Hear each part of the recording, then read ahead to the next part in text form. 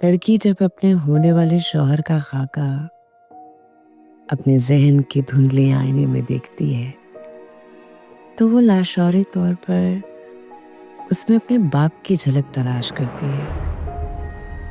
मैंने भी एक ऐसे शख्स को चुना था जिसमें मुझे अपने बाप की सारी खूबियां नजर आई।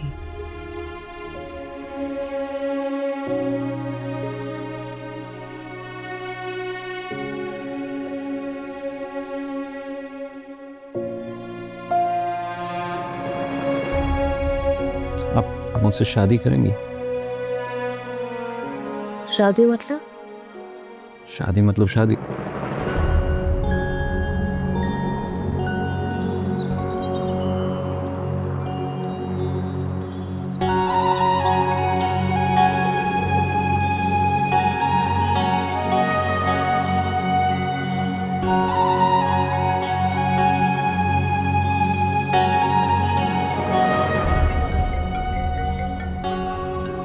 मगर शादी के बाद रजा की शख्सियत ने मुझे चीख चीख कर बताया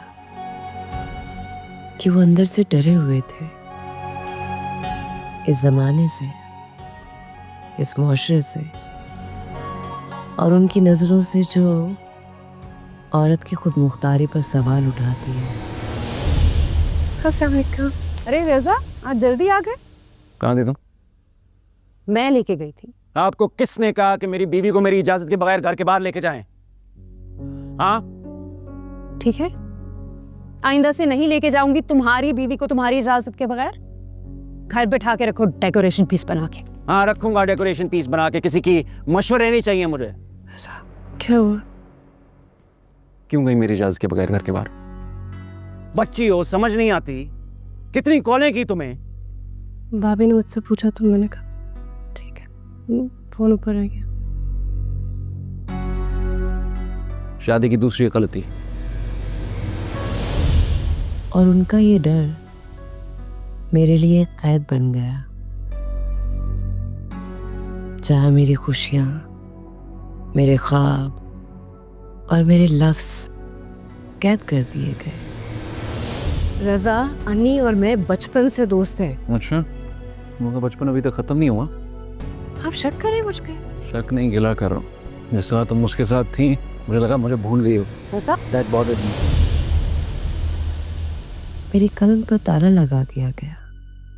मैं बाहर की दुनिया देखना चाहती थी, मगर मेरे ख्वाब खिड़की के पर्दों में छुप गए थे। क्या लगता है आपको कि मैं अपने शौहर को इग्नोर करके बाहर दूसरे लड़कों के साथ नैन मटक्का करती फिर रही हूँ? ऐसा समझते हैं आप मेरे बारे में? मैं नहीं कह रहा, ये तुम कह रही हो। आपकी इनसिक्योरिटी यही कह रही है, क्योंकि आपको मुझ पे भरोसा नहीं, इसीलिए शक कर रहे हैं आप मुझ पे। अगर बीवी को हद में रखने का मतलब यह है कि शौहर शक कर रहा है तो कर रहा है, आप बिल्कुल होश खो गए। वैसे ही जैसे वो तुम्हें देख के खो बैठता है। रजा, चिल्लाओ मत। वो तुमसे मोहब्बत करता है, तुम उसके साथ बैठ के मजाक करती हो, हंसती हो। कोई और हस्बैंड होगा तो क्या समझेगा? रजा आपको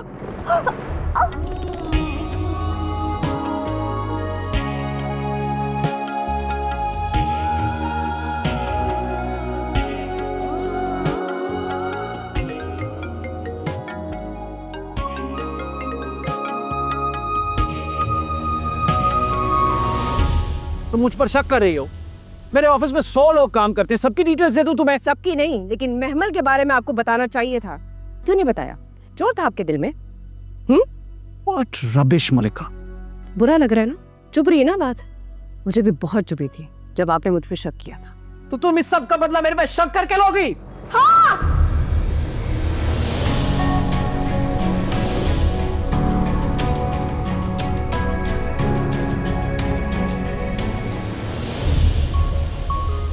ख्वाब। एक हसीन ख्वाब जो मैं अपनी जागती आंखों से देख रही हूँ। ये ख्वाब नहीं है मलिका, रियलिटी। तुम्हारा घर है ये। हमारा घर, हम तीनों का घर। मलिका, आज मैं इतना खुश हूँ, इतना खुश हूँ, मैं तुम्हें बता नहीं सकता। सच पूछो तो हमारी शादी की खुशी से ज्यादा खुशी महसूस हो रही है।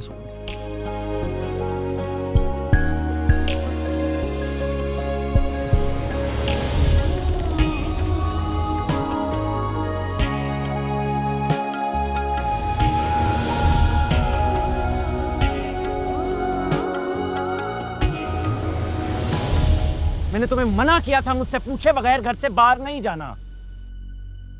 और मैं यहाँ परेशान हो रहा हूँ, ना जाने क्या हो गया है कि ये दरवाजा नहीं खोल रही, और तुम मुझे आके बता रही हो कि तुम बिना बताए घर से बाहर चली गई थी।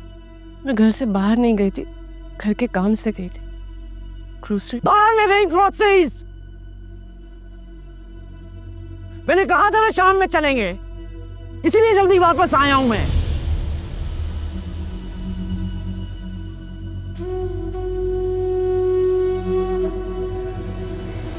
मैं तुमसे प्यार करता हूं, मैं तुम्हें कह रहा हूं, मैं तुम्हारे फायदे के लिए तुम्हें रोकता हूं। तुम्हें समझ क्यों नहीं आती? जैसे मैं तुम्हारी ख्वाहिशों का ख्याल रख रहा हूँ, सुना तुम भी मेरी ख्वाहिशों का, डर का, जो भी कह लो, उसका ख्याल रखो। आइंदा नहीं करोगे, प्रॉमिस।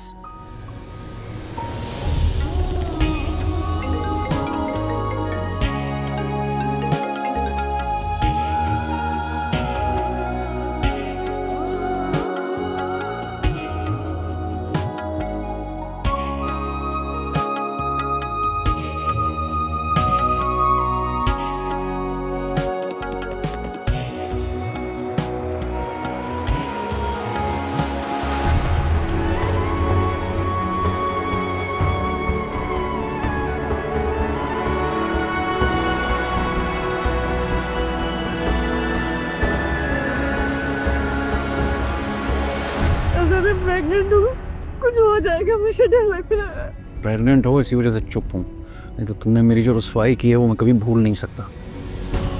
रज़ा प्लीज माफ कर दे। आई स्वेयर मैं कभी कोई गलती नहीं करूँगी, घर से बाहर नहीं जाऊँगी, कोई दोस्त नहीं बनाऊँगी। प्लीज माफ कर दे, मुझे अपनी गलती का एहसास है रज़ा।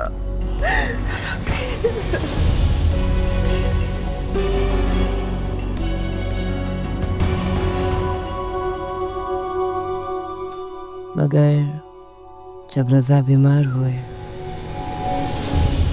तो उन्हें पहली बार यह एहसास हुआ कि जिस मुआशरे से वो डरते थे, उनके बाद उनकी बीवी को उसी मुआशरे में जीना होगा। Same results. इस बात में अब कोई शक की गुंजाइश नहीं है कि कैंसर फैल चुका है। I am sorry.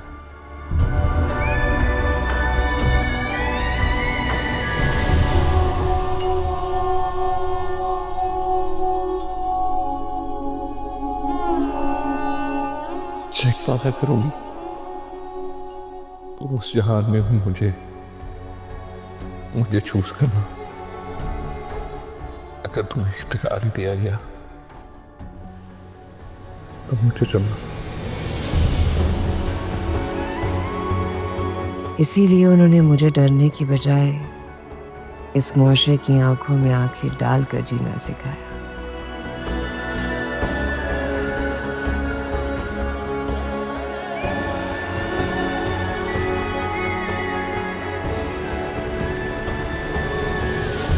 रज़ा इतने आदमी थे सड़क पर। इतने आदमी तो क्या हुआ, तुम एक समझदार खातून हो, हैंडल कर सकती हो। आज तो मैं आ गया, कल मैं नहीं हूँगा तो क्या करोगी? रज़ा क्यों बार बार ऐसी बातें कर रहे हो? मैं अकेले कैसे हैंडल करूँगी? तुम्हें करना होगा हैंडल।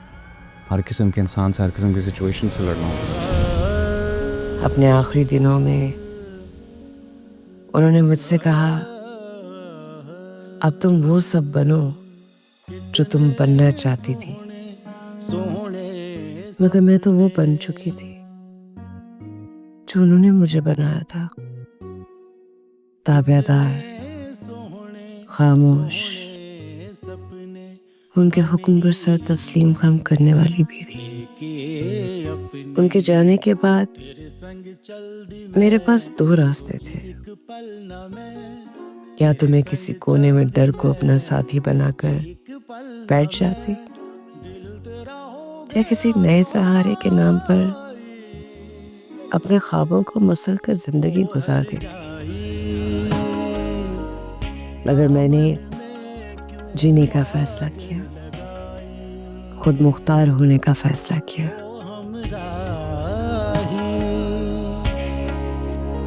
क्यों इस सफर में है तन्हाई, मधानियाँ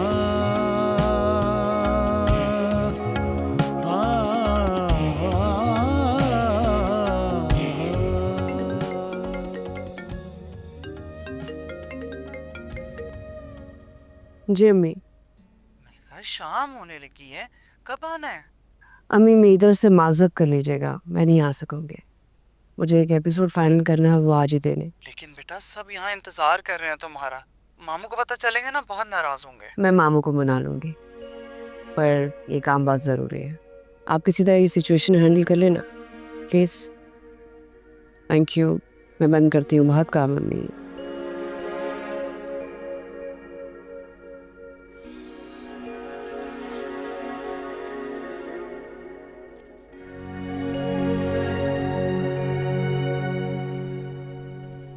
फिर कैसे है अन्नी की शादी? मुमानी तो काफ़ी खुश होंगी। हाँ बहुत कुछ थे सब, लेकिन तुम्हें बहुत मिस किया।